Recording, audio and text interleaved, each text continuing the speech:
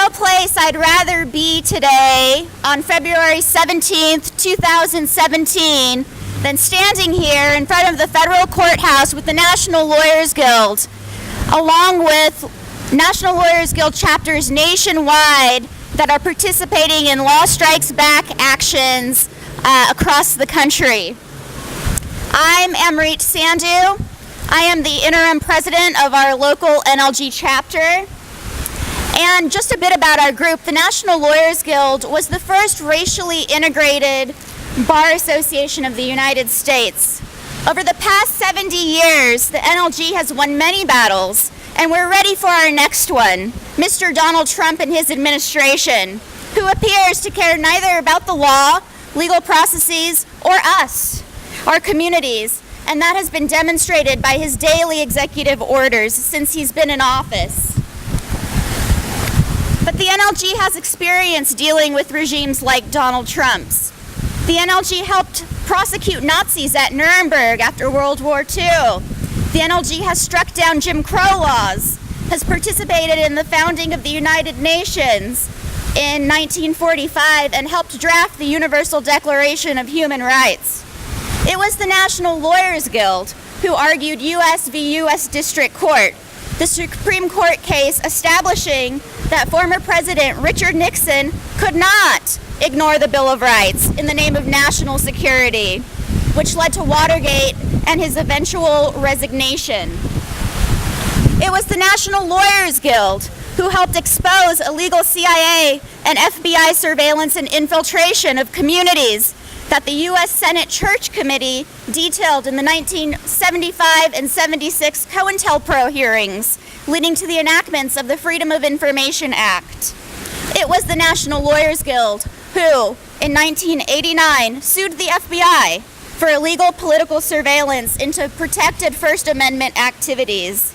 And as part of that settlement, the FBI turned over 400,000 pages of documents containing information collected while wrongfully infringing upon NLG members' protected First Amendment rights. Those documents are on display at New York University. I say that to remind us that the National Lawyers Guild has a long history of winning when human rights and communities are under attack. What do? Stand up, fight back. We stand up, we fight back. Our group consists of public defenders, labor and employment lawyers, environmental lawyers, human rights advocates, legal workers, and law students from all three regional law schools, and you'll hear from one of them today. You may have seen us on the streets.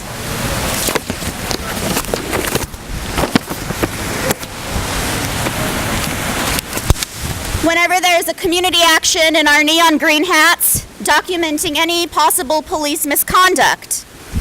While the NLG typically supports communities in raising their voices rather than speaking for them, today we recognize that we are all under attack. And so today we speak.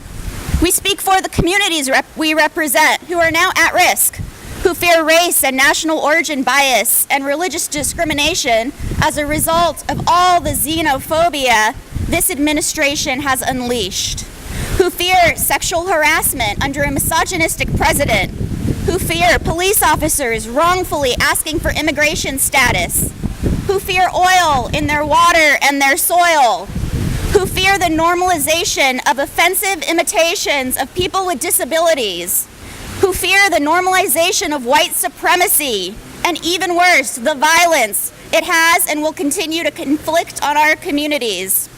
Today, we speak out. We speak out against Mr. Trump and his administration because of what it represents: violence, hate, and a repudiation of the American experience. We, as lawyers, legal workers, and law students, spend our lives preparing to defend a nation that is built on laws with a long history of resistance. The Magna Carta, the U.S. Constitution, the Bill of Rights protect us from tyranny. But as we know, the law is no good without people to enforce it. We will enforce it. We will hold you accountable, Mr. Trump. We will defend our families, friends, and neighbors. We will not let you tear apart our communities. We will work long hours. We will spend our weekends at airports welcoming refugees. We will make sure that communities know their rights. And we will use the law as a weapon against you until you are finally impeached. We stand in solidarity with Sacramentans who are resisting and fighting your horrendous executive orders each day you are in office. Thank you for coming out to join us today, Sacramento. And thank you to my colleagues at the National Lawyers Guild here in Sacramento and nationwide, taking a stand against a president who has no respect for our country's institutions or diverse communities. In the end, we will win. I'd like to introduce you to Jimmy, our Vice President. Thank you. Hi, my name is Jimmy Kakunda. I'm the Interim Vice President of the Sacramento chapter of National Lawyers Guild. Following up on what Amrit mentioned, working with in solidarity and in conjunction with activists around the world, NLG sponsored this day of action for the legal community to strike back along with other activists, to express solidarity with the growing movement and work against Donald Trump and the current Congress's misogynist, white supremacist, and otherwise problematic administration. In Sacramento, nationally, NLG has about 20 working groups and committees. In Sacramento, in the near future, we're going to be focusing specifically on a few of them, including the following, which is legal observing.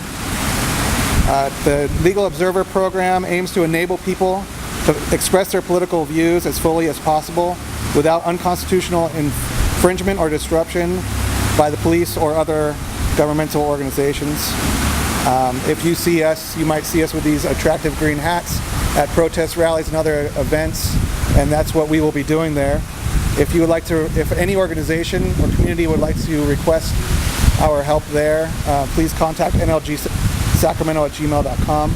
We also have a court watch program, which is working with other organizations to monitor basic fairness in the courts. There's a mass defense committee working with a network of lawyers and legal workers who can help defend activists facing prosecution for engaging in protected speech and association. We also have legislature monitoring. We have a unique opportunity as the Sacramento chapter to be right here in the state capitol, so we can monitor the state and local cities' governments. We do that in order to assist in the mobilization against legislation that negatively impacts our communities across the state and in local cities, such as the recent state attacks on free speech and City of Sacramento's anti-homeless activities, as well as continued refusal to hold police accountable for recent killings of Sacramento citizens. NLG will also encourage positive government actions, such as Sacramento and the City of Davis's recent actions in solidarity with the opposition to the Dakota Access Pipeline. You can find the Sacramento chapter of NLG on Facebook at National Lawyers Guild Sacramento chapter, on Twitter at NLG Sacramento, and email at nlgsacramento@gmail.com. And we look forward to continuing to work with the Sacramento and local communities. And now I'd like to introduce Mark Marin, who's a prominent lawyer here. Thank you, Jimmy. My name's Mark Marin. I'm a civil rights lawyer here in Sacramento. I've been a member of the National Lawyers Guild since graduating from law school in 1968. That dates me somewhat. And I could say it's been the most incredible experience being affiliated with this organization. And what it emphasizes for me is the importance of the independence of the judiciary. In 1973, when after the occupation of Wounded Knee, almost all of the persons who participated were acquitted. It was because we had an independent judiciary. When Brown versus Board of Education reversed the segregation of schools, the legal segregation of schools, it was because we had an independent judiciary. When the abortion laws themselves were struck down and abortion was declared to be absolutely a fundamental constitutional right, it was because of the independence of the judiciary. And in Well, throughout, what I'm going to say is throughout we've depended upon an independent judiciary which has been attacked in the most ridiculous, brutal, dishonest way by our present president, that it really shakes the foundations of civil rights, because he went after an Hispanic judge saying he wasn't qualified to serve because he would be biased toward Hispanics. He's gone after the federal bench in Wisconsin, in Washington, because he was a so-called judge. He's taken our Ninth Circuit to task here as being disorganized because they upheld that decision. The biggest threat that we have now is that he has the right not only to appoint the vacant seat at the Supreme Court, but vacancies which occur during the next 4 years. And 38% of the federal district courts are going to become vacant during his term, the first 4 years. That could turn the tide from a federal independent judiciary to a lapdog judiciary. That's something that we must fight against. We must insist that we preserve the three separate independent courses of government, so that we have a watchdog that is effectively limiting otherwise the fascist tendencies of our present president. So with that, I applaud all of the members of the National Lawyers Guild, and hope that those who are watching will recognize if they're in law school, they should be joining the National Lawyers Guild and participating in the most fundamental, satisfying way to serve your people. Onward. Next. My name is Joseph Kowalski. I'm currently a law student at the University of the Pacific McGeorge School of Law. I first got involved with the NLG with the McGeorge chapter, and these are historic times, and it's really important for more law students to get involved with supporting progressive movements, supporting social and human rights. So I just want to encourage any law students to look into forming their own chapters or joining local chapters. There's chapters nationwide at many different law schools, including McGeorge, Davis, and Lincoln here in Sacramento. And thank you. Thank